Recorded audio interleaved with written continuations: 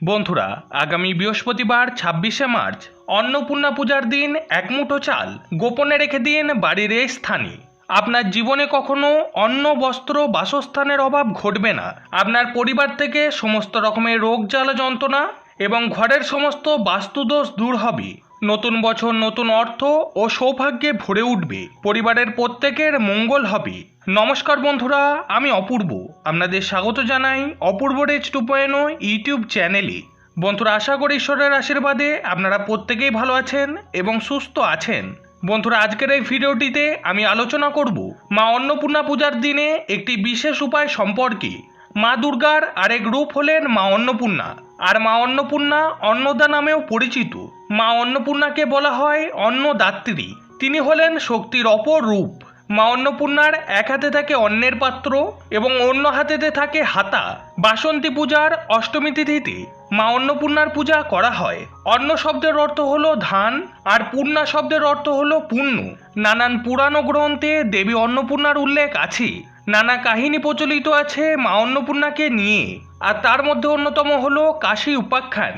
পুরাণ মতে শিব ও দেবী পার্বতী সুখী দাম্পত্য জীবন কাটাচ্ছিলেন, কিন্তু আর্থিক অনটনের জেরে শুরু হয় দাম্পত্য কলহ। ভোলানাথের সাথে মায়ের মতবিরোধ হয়। মা পার্বতী কৈলাস ত্যাগ করে চলে আসেন, আর সেই সময়তে দেখা যায় মহামারী ও খাদ্যকষ্ট। ভক্তরা আকুল হয়ে পড়ে। তারা দেবাদিদেব মহাদেবকে ডাকতে থাকে। এই সময়ে ভিক্ষার ঝুলি কাঁধে তুলে নিয়েছিলেন মহাদেব, কিন্তু দেবীর মায়াতে কোথাও ভিক্ষা জোটে না তার। তখন শোনা যায় কাশীতে এক নারী সকলকে অন্নদান করছেন, আর ভোলানাথ সেখানে উপস্থিত হলে ভোলানাথের কিন্তু মাকে চিনে নিতে একটু অসুবিধা হয় না। মহাদেব মায়ের কাছে ভিক্ষা প্রার্থনা করেন এবং সেই ভিক্ষা গ্রহণ করে মহামারী এবং খাদ্যাভাব থেকে ভক্তকুলকে রক্ষা করেন। এরপর কাশীতে মা অন্নপূর্ণার মন্দির স্থাপনা করা হয়।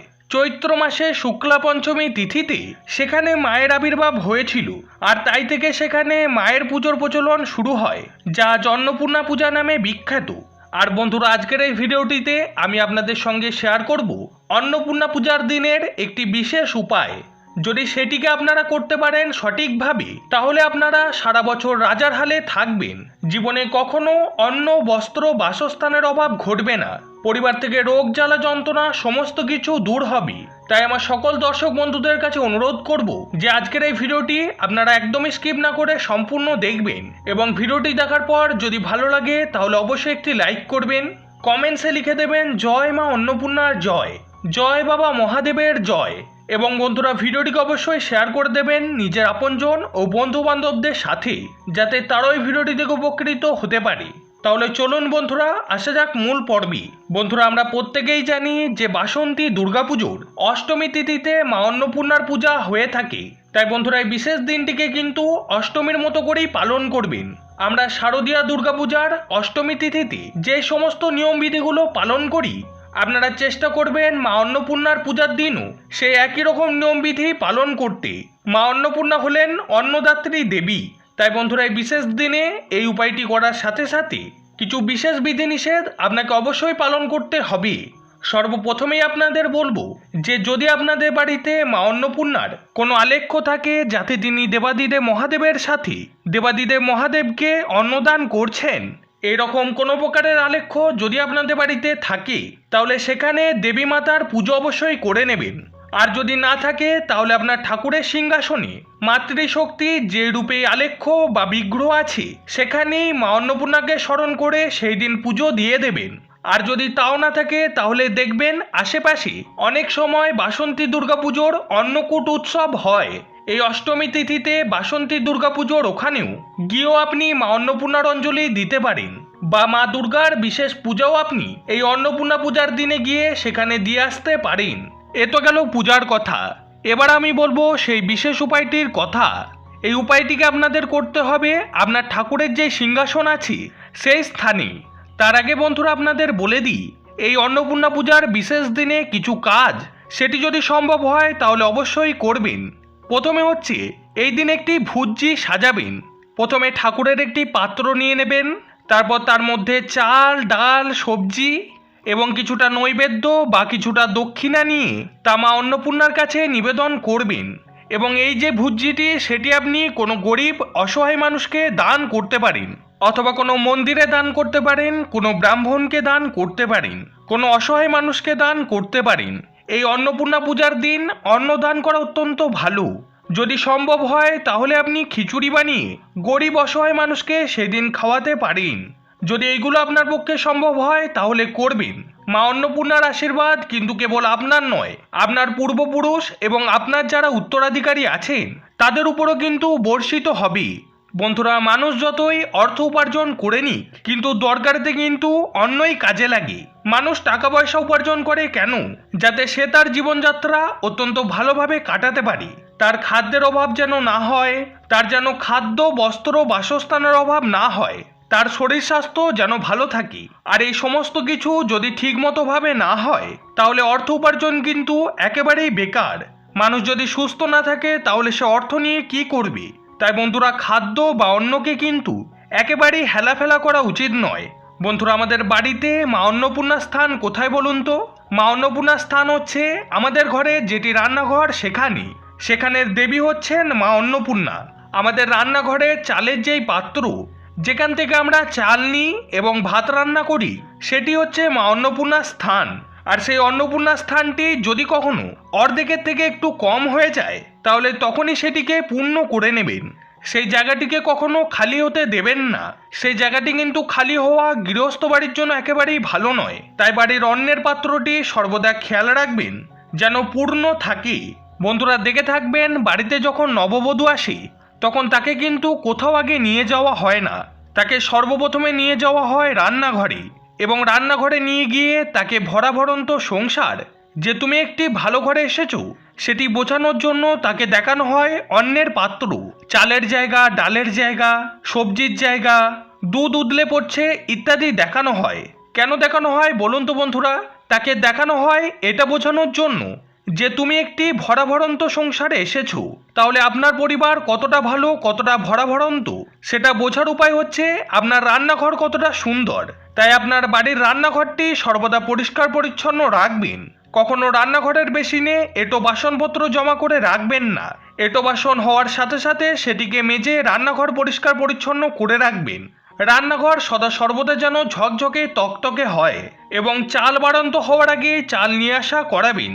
এটি কিন্তু বন্ধুরা একটি সুগৃহিণীর লক্ষণ যে চাল বাড়ন্ত হওয়ার আগে যে গৃহিণী বাড়িতে চাল নিয়ে আসে, চাল যদি ফুরিয়ে যায় সেটি বলা এতটাই খারাপ যে আমরা সেটিকে উল্টো করে বলি, আমরা বলি যে চাল বাড়ন্ত হয়েছে। তাই বন্ধুরা, চাল কখনোই বাড়ন্ত হতে দেবেন না। চাল বাড়ন্ত হওয়ার আগে আপনি তা নিয়ে আসবেন। বন্ধুরা, এবার আমি আপনাদের বলে দেবো সেই বিশেষ উপায়টি সম্পর্কে। এটি আপনারা করবেন আপনাদের বাড়ির ঠাকুর ঘরে। তার আগে কিন্তু ঠাকুর ঘরটি অত্যন্ত ভালোভাবে পরিষ্কার পরিচ্ছন্ন করে নেবেন। এবং আমি যেমনটা আগেই বলেছি যে এই দিনটি একটি অষ্টমী তিথি, তাই শারদীয়া দুর্গাপুজোর অষ্টমী তিথি যেভাবে আমরা কাটাই আপনারা সেইভাবেই কাটানোর চেষ্টা করবেন। বিশেষ করে বাড়ির যারা গৃহিণীরা আছেন তারা অবশ্যই এই কাজটি করবেন। সেদিন সকাল সকাল ঘুম থেকে উঠে স্নান সেরে শুদ্ধ বস্ত্র পরিধান করবেন, বস্ত্রে মস্তকে সর্বত্র গঙ্গা জল ছিটিয়ে নেবেন এবং তারপরে ঠাকুর ঘরে আসবেন। যদি সেখানে মা অন্নপূর্ণার কোনো আলেখ্য থাকে তাহলে তাতে সেখানে পুজো তো আপনি দেবেনই, তার সাথে মায়ের সামনে প্রদীপ ধূপকাঠি ধরিয়ে মাকে ফুলের মালা নিবেদন করবেন এবং নৈবেদ্য সাজিয়ে দিয়ে মা অন্নপূর্ণার পূজা করে নেবেন। মা অন্নপূর্ণার সামনে সেদিন একটি পাত্রে চাল নিবেদন করবেন, অক্ষত আতপ চাল নিবেদন করবেন। তার মধ্যে দেবেন একটি 16 আনা বা 1 টাকার কয়েন, বা যদি আপনি কড়ি দিতে পারেন তাহলেও হবে। কড়ি বা 1 টাকার কয়েন দুটোর মধ্যে যে কোনো একটি দেবেন এবং দেবেন একটি হলুদের গাঁট। এই তিনটি জিনিস আপনি মা অন্নপূর্ণার কাছে নিবেদন করবেন। 1 মুঠো অক্ষত আতপ চাল, একটি 16 আনা বা 1 টাকার কয়েন বা একটি কড়ি এবং একটি হলুদের গাঁট। এই তিনটি জিনিস আপনি মা অন্নপূর্ণার কাছে নিবেদন করবেন এবং তার উপরে একটি ফুল নিবেদন করে দেবেন। এরপর মা অন্নপূর্ণার পুজো হয়ে যাওয়ার পরে অষ্টমী থাকতে থাকতেই যখন আপনি মায়ের সামনে নৈবেদ্য সাজিয়ে দিয়েছেন সেই সমস্ত কিছু যখন সরিয়ে নেবেন তখন আপনি মা অন্নপূর্ণা চরণের কাছ থেকে সেই চালটিকে নিয়ে নেবেন। আর সেই চালটিকে একটি লাল শালু কাপড় নেবেন। অবশ্যই সেই শালু কাপড়টিকে নতুন হতে হবে। সেই লাল শালু কাপড়ের মধ্যে সেই চালগুলিকে নিয়ে ভালোভাবে পুডলি মতো করে নেবেন এবং পুডলি করার আগে সেই চালটির মধ্য থেকে 21টি চাল আপনি সরিয়ে নেবেন এবং 21টি চাল নিয়ে আপনার রান্নাঘরে যে চালের পাত্র আছে তার মধ্যে সে 21টি চাল আপনি মিশিয়ে দেবেন।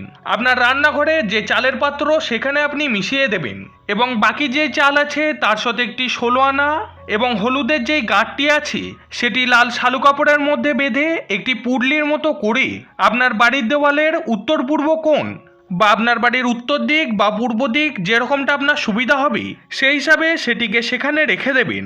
এটিকে বাড়ির যে কোনো ঘরের দেওয়ালে রাখা যেতে পারে, তবে বন্ধুরা আমি বলবো যে আপনার ঠাকুর ঘর যদি থাকে তাহলে আপনার বাড়ির ঠাকুর ঘরের পূর্ব দিক বা উত্তর পূর্ব দিকে বা উত্তর দিকে সেটিকে রেখে দিন। বা আশা করি ঠাকুরের সিংহাসন তো আপনাদের অবশ্যই আছে, তার উত্তর পূর্ব দিকে আপনি সেটিকে বেঁধে রেখে দিন। এর ফলে আপনার বাড়িতে সর্বদাই পজিটিভিটি বজায় থাকবে, ঘরে কোনো রকমের বাস্তুদোষ কখনোই হবে না, আপনার অন্ন বস্ত্র বাসস্থানের কখনোই অভাব হবে না, পরিবার থেকে রোগ জ্বালা যন্ত্রণা দূর হবে, মা অন্নপূর্ণার আশীর্বাদে আপনার পরিবার সর্বদা ভরাভরন্ত থাকবে। আর যদি আপনার ঠাকুর ঘরে মা অন্নপূর্ণার কোনো আলেখ্য না থাকে বা মাতৃশক্তির কোনো বিগ্রহ না থাকে তাহলে মা লক্ষ্মীর চরণের কাছেও আপনি সেটিকে নিবেদন করতে পারেন এবং তারপরে একইভাবে সমস্ত কাজ করবেন। তো বন্ধুরা আজকের ভিডিওতে পর্যন্তই। এই ভিডিওটি দেখে যদি আপনাদের ভালো লেগে থাকে তাহলে অবশ্যই ভিডিওটিকে একটি লাইক করে কমেন্টে জয় মা অন্নপূর্ণা লিখে দিতে ভুলবেন না। আর বন্ধুরা ভিডিওটিকে অবশ্যই নিজের আপনজন ও বন্ধু বান্ধবদের সাথে শেয়ার করুন যাতে তারাও এই ভিডিওটি দেখে উপকৃত হতে পারে। এবং এই চ্যানেলে যারা নতুন এসেছেন তাদের কাছে একটি ছোট্ট অনুরোধ, আপনারা অবশ্যই চ্যানেলটিকে সাবস্ক্রাইব করে পাশে থাকা বেল আইকনটিকে অলে সেট করে দিন এরকম ধরনের নিত্য নতুন ভিডিও প্রতিদিন দেখার জন্য। ঈশ্বরের কাছে প্রার্থনা করি আপনারা সবাই ভালো থাকুন, সুস্থ থাকুন। জয় শ্রীকৃষ্ণ, রাধে রাধে, জয় মা দুর্গা।